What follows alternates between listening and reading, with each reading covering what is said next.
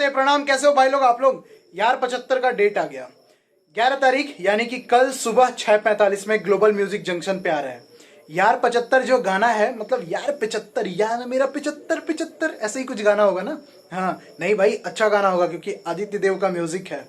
ठीक है, तो यार 75 गाना जो है वो कल सुबह 6:45 में ग्लोबल म्यूजिक जंक्शन पे आ रहा है। पवन भैया का सबसे धमाकेदार, सबसे धांसू, सबसे शानदार भोजपुरी गीत, जिसको पूरी तरह से बनाया है बॉलीवुड वालों ने। ठीक है, लेकिन साजन मिश्रा जी का कंट्रीब्यूशन है इसमें।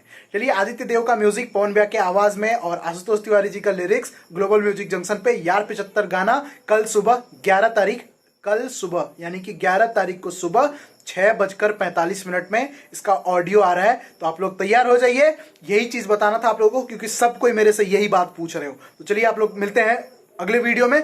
जय हिंद, जय भारत, हर हर महादेव। लेकिन भाई याद रखना कि 11 तारीख की सुबह यानी कि कल सुबह 6:45 में यार 75 गाना आ रहा है। भाई धूम मचा देना है क्योंकि ऐसा भोजपुरी गाना जिसको हिंदी वालों ने बनाया हो, ये पहली बार हो रहा है। चलिए मिलते हैं अगले वीडियो में। जय हिंद, जय भारत, हर हर महादेव।